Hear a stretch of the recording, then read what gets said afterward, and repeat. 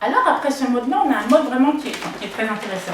Qui est très intéressant à comprendre et dont il est vraiment très intéressant de comprendre les conséquences. Parce qu'on est dans une époque où tout le monde parle d'accès au plaisir, accès au plaisir, accès au plaisir. Donc quand la femme ne fonctionne pas bien au niveau n'a pas une bonne fonctionnalité sexuelle, très souvent, on a quand même l'impression que les sextoys, ça va réduire tout, ça va solutionner tous les problèmes de l'accès au plaisir. C'est faux. Ça va aussi mettre en œuvre,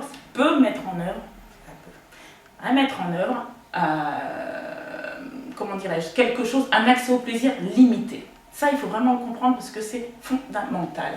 Alors, comme je vous l'ai dit, c'est plutôt un mode qui est utilisé, j'ai parlé des femmes, parce qu'il est surtout utilisé pour des femmes. Même s'il y a des hommes aussi, il y a des appareils, un homme va mettre sa verge dans un appareil qui va vibrer, l'excitation se fait, il arrive à avoir une érection, il décharge, orgastique, et voilà, c'est terminé. Qu'est-ce qui va se passer corporellement dans ce mode-là?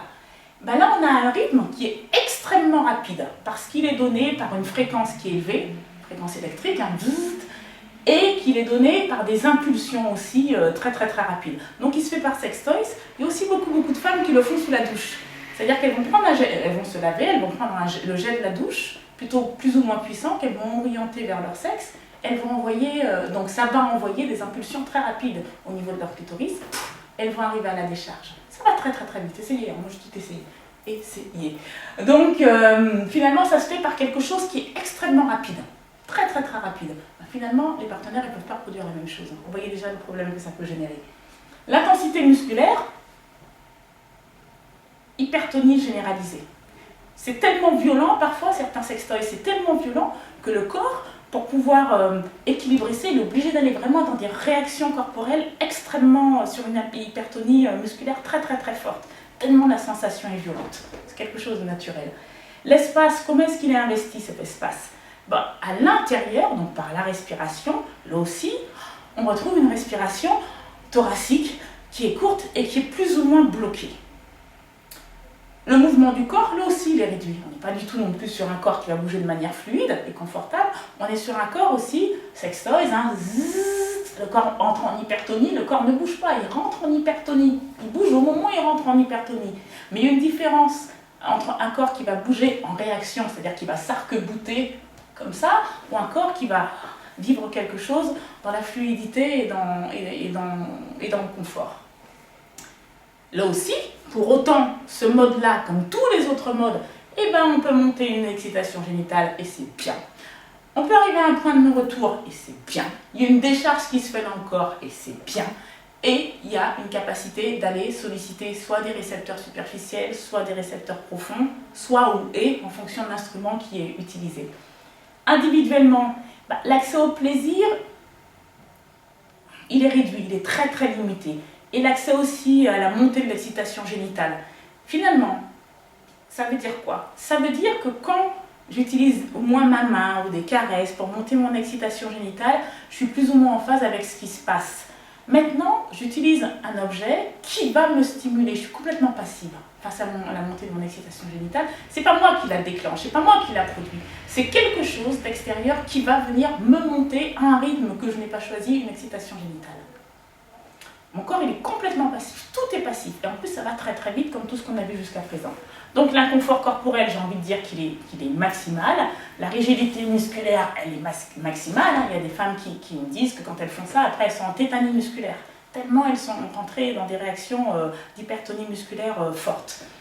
Il y a une dépendance à l'objet, parce qu'il y a des femmes, sans sextoys, elles n'arrivent pas à décharger. Je ne dis pas avoir du plaisir, je dis à décharger, ce qui n'est pas la même chose. En couple,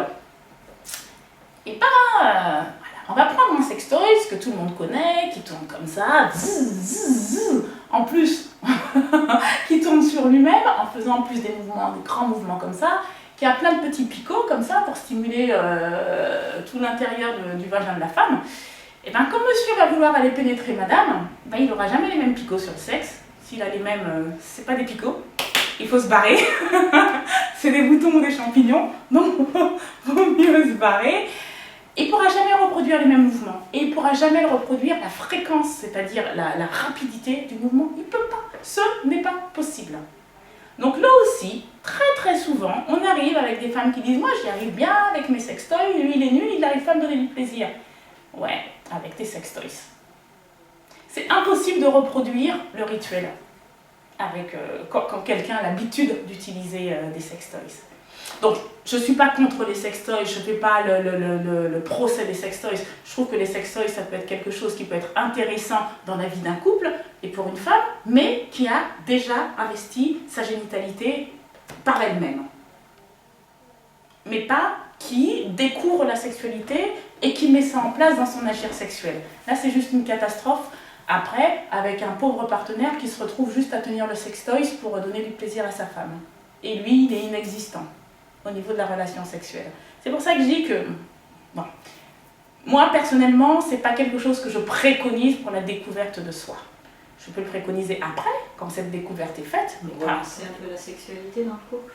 Oui, pour relancer, mais je pense que quand une sexualité investie dans un corps justement très confortable comme les modes qu'on va voir avant, qui vont et agir sur le plaisir, et agir sur l'imaginaire, et agir au niveau corporel, et agir sur le désir, c'est peut-être illusoire, mais de mon expérience, pourquoi est-ce qu'il faudrait relancer quelque chose qui se passe bien? C'est une question que je pose. Donc, je disais qu'en couple, ça crée forcément une impossibilité de reproduire ce rituel-là de la montée de l'excitation génitale. Que pour un homme, pour les hommes qui utilisent ce mode-là, et bien c'est les hommes, c'est ce que je vous expliquais tout à l'heure, ils n'ont aucun repère à la montée de leurs sensations et à leur sexe. Ils sont passifs, ça se passe tout seul, c'est pas eux. C'est pas eux qui se caressent, ils ne développent pas de sensations péniennes, enfin ils ne développent pas, ils n'arrivent pas à repérer les sensations péniennes qu'ils se développent. C'est des hommes à terme, forcément ils ont des troubles érectiles, forcément. C'est pas eux qui montent leur excitation, ils ne participent pas à la montée de leur excitation et de leur érection. Ils n'y participent pas. Mettre leur sexe, ils appuient sur un bouton, bzzz, ça se fait tout seul. Mais ils ne savent pas comment faire parce qu'ils n'ont pas repéré ces sensations, tout ce qui est sensoriel, dans leur verge, dans leur pénis, ils ne l'ont pas repéré. Donc après, à terme, sans appareil, c'est des gens qui vont développer des troubles érectiles. Leur bassin n'est pas du tout investi, ils ne sont pas sur quelque chose de pénétrant, donc ils n'érotisent pas leur archétype d'intrusivité. Enfin, bref. Donc évidemment, seul, sans objet, quand j'ai l'habitude d'avoir un objet pour faire monter mon excitation génitale, pour avoir une érection avant de faire monter mon excitation génitale et pour avoir une éjaculation, si je suis un homme, je ne peux pas avoir d'éjaculation si je ne peux pas la faire monter cette excitation génitale, ce qui est logique, hein. Donc, c'est ce que je vous disais juste à l'instant, ce sont des personnes qui n'arrivent pas à érotiser le développement, qui n'arrivent pas à développer leur érotisation phallique. C'est-à-dire, tout ce qui est vécu, je me sens en tant qu'homme pénétrant, intrusif, je vais chercher à pénétrer, je suis dans mon bassin d'homme, hein. Voilà, j'utilise mon sexe, mon pénis qui est fait pour pénétrer. C'est des choses, des cognitions, des cognitions. Ce sont des choses, des habiletés qui ne sont pas mises en place au niveau neurologique et même dans leur agir sexuel. Donc les difficultés pour la femme, comme pour l'homme, hein, c'est des femmes qui ont très très peu d'appropriation à leur génitalité. Hein, ça se passe tout seul. C'est pas moi qui caresse, c'est pas moi qui touche, c'est pas moi qui vais chercher mes sensations, c'est pas moi qui me connais. J'utilise un instrument qui va faire quelque chose en moi sans que j'ai partie prise dans cette chose qui s'opère en moi. Donc, la montée de l'excitation génitale à reproduire avec un couple, déjà à reproduire seul, sans objet, c'est pas facile. En couple, c'est ce qu'on a vu tout à l'heure, c'est difficile à reproduire. Finalement, cet objet, souvent, c'est des sources de conflits dans le couple. Hein. Et il faut quand même s'en rendre compte, hein, parce que moi, je sais pas, mais si je suis un homme et que je suis réduite, comme beaucoup de mes patients, malheureusement, à tenir un sextoy pour donner du plaisir à ma partenaire, je pense que ma masculinité, elle doit en prendre un coup. Et c'est souvent le cas, finalement. Hein. Et je vous ai parlé aussi du développement de l'absence, justement, du développement de l'érotisation des creux pour la femme. Autant l'homme ne va pas aller érotiser son besoin, son archétype d'intrusivité, donc son besoin de pénétrer. La femme ne va pas érotiser son creux, donc elle ne va pas érotiser son besoin d'être pénétrée. À comprendre.